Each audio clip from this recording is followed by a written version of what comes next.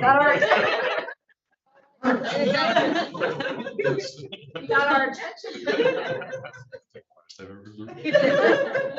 Okay, we'll get started. So, formally get started. So, okay, welcome everyone. This is the weekly finance meeting that the commissioners have. Today's April 12th, 2023. The appointed hour 1:30 has arrived. So we'll call the meeting to order and open with opportunity for public comment. Anyone wishing to address an agenda item. So anybody online? Yeah. Nothing. Because we're boring again. So.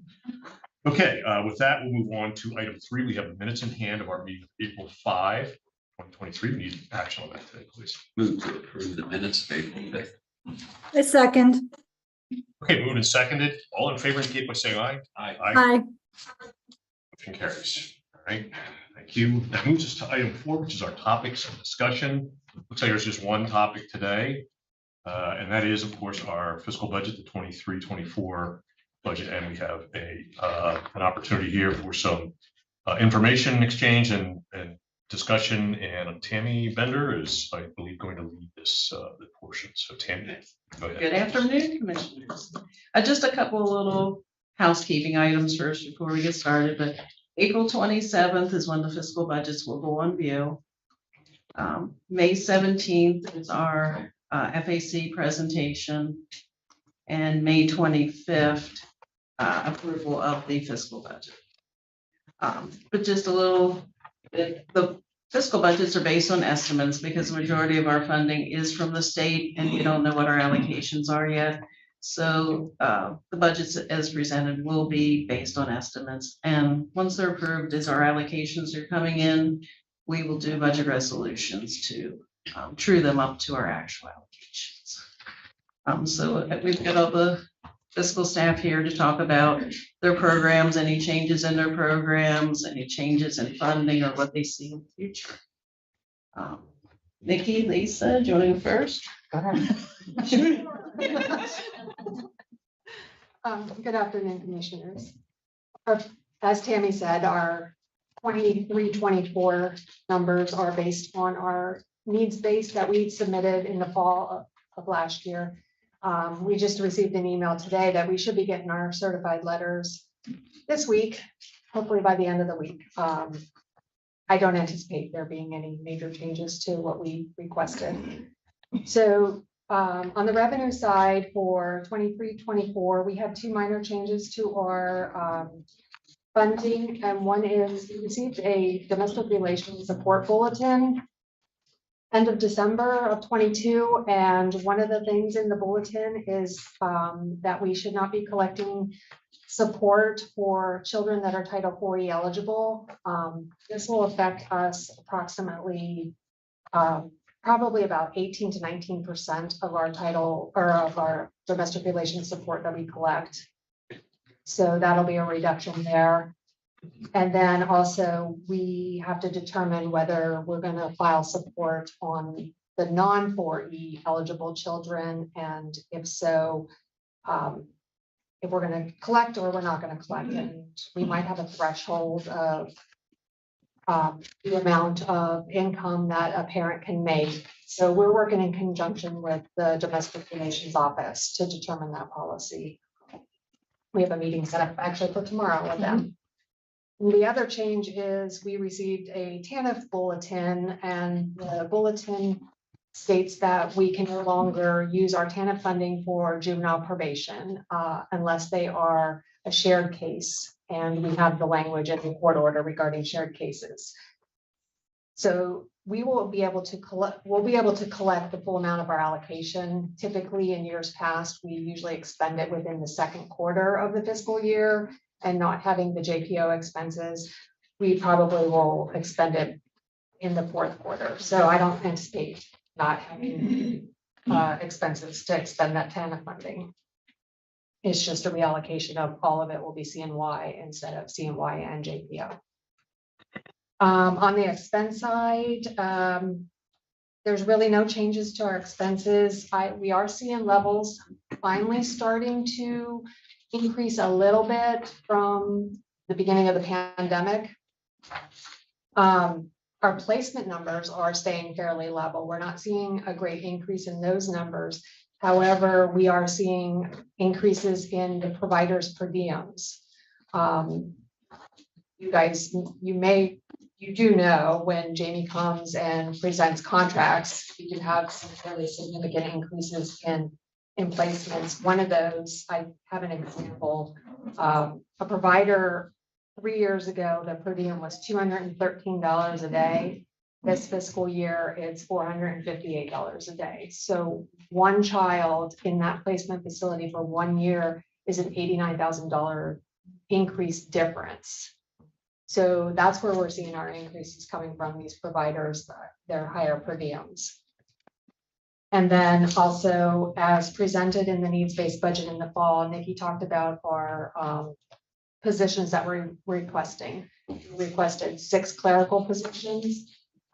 We currently have 12 service areas, direct service areas, and haven't increased our clerical staff in years. So we requested 6.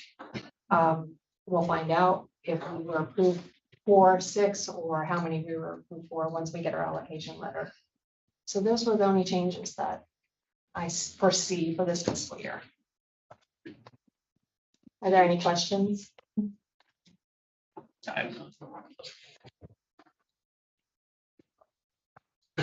Jack, Ryan?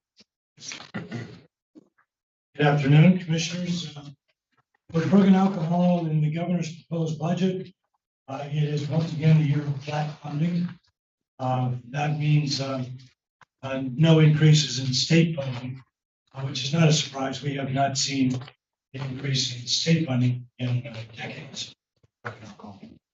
And flat funding in terms of our federal block grant, and also the additional federal funding that we have been receiving for a few years for opioids and stimulant use disorder.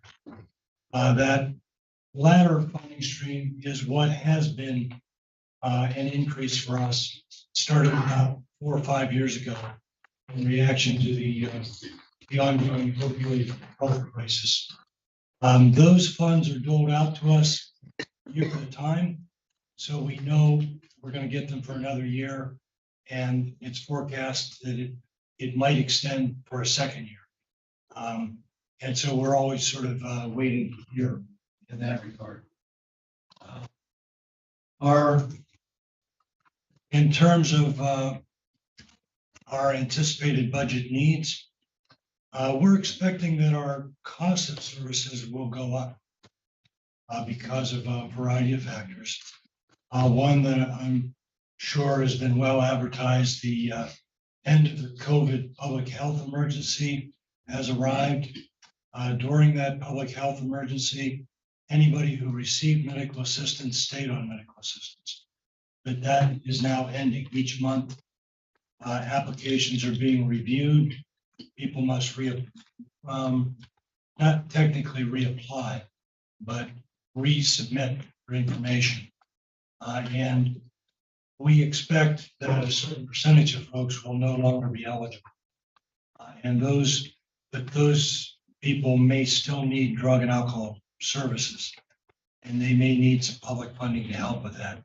So we are anticipating that the demand for our county-funded outpatient, inpatient, detox, and methadone services will increase in the coming year. We also know that our providers are faced with the same inflationary costs as everyone else. We've actually held the line on our contracts for the last 5 years, and we have only increased our outpatient rates at a moderate amount over the last 5 years. We think that we'll probably need to look at increasing those going into the new fiscal year. That's also been cited as a major challenge for our providers in terms of recruiting and retaining their staff. That's pretty much where we stand with the state and federal budgets. In terms of the opioid settlement funding, we still have more questions than answers. We're still hoping to get additional clarification from the state trust fund that's been set up. We've heard that there will now be a second wave of settlement funds, but the details on that are scarce. It does appear that there'll be less money coming in the second wave to Cumberland County than there is from the first wave. One of the biggest unknowns is what the schedule of payments will be. We know with the first wave, there's 18 payments across 17 years. We're not quite sure what the schedule will be with the second wave. So we feel fortunate though to have that funding available. Questions or comments?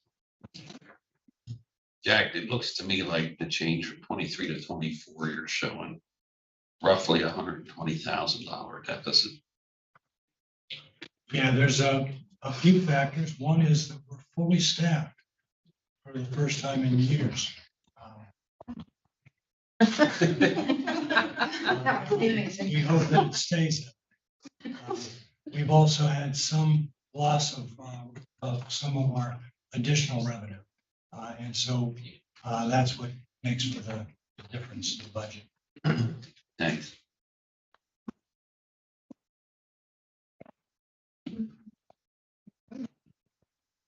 Good afternoon, commissioners.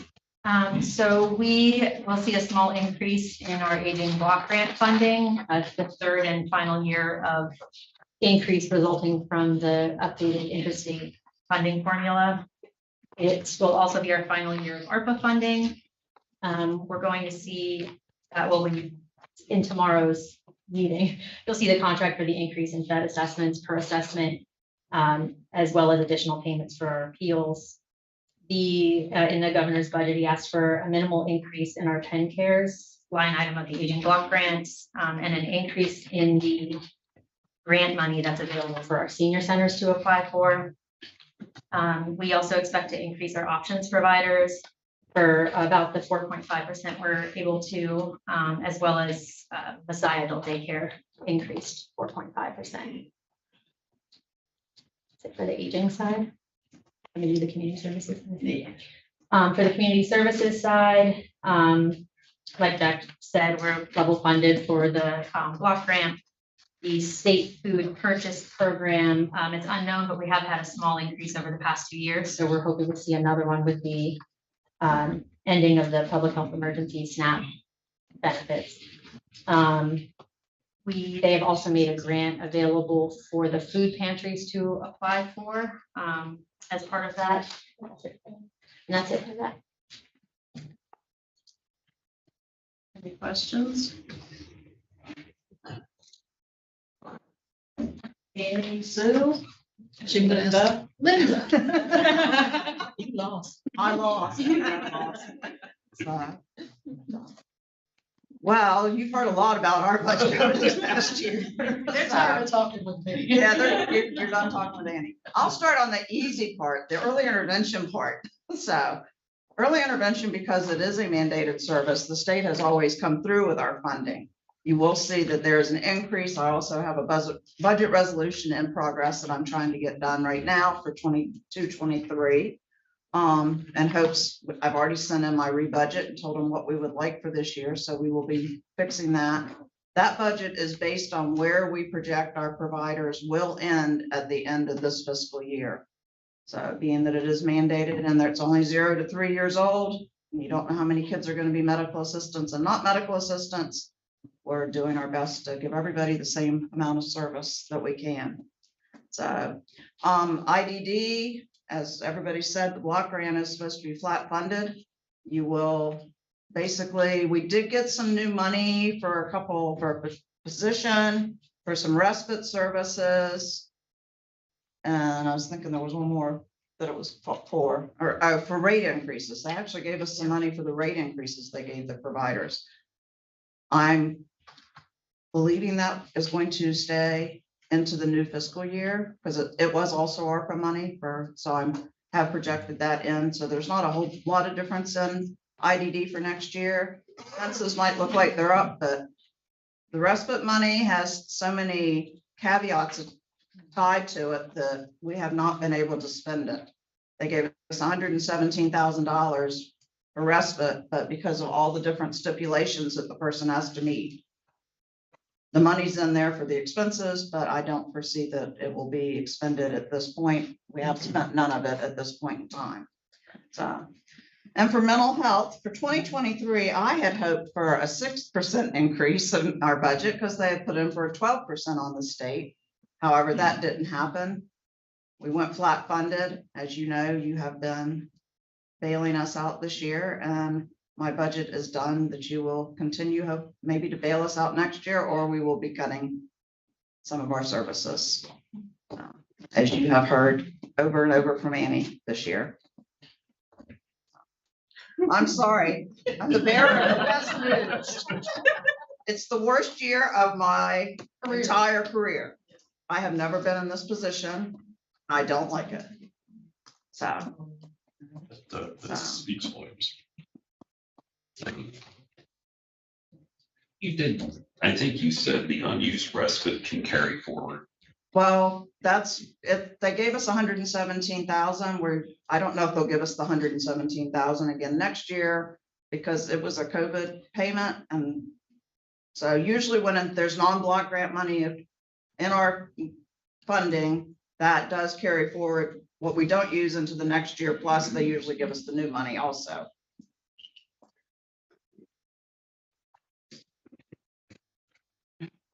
Any other questions? Or that's all I have today. But not everybody got to talk. Everybody that needs to. You want us to talk longer? You You're welcome. Okay. Yes, thank you. If there's no other questions on that, that wraps up the topics of discussion, which is item 4. So we'll move along. We have item 5, which is simply our other business opportunities. So if there are other issues to come forward. Nothing. Staff, no. Okay, we'll entertain a motion for adjournment then. Move to adjourn. We stand adjourned.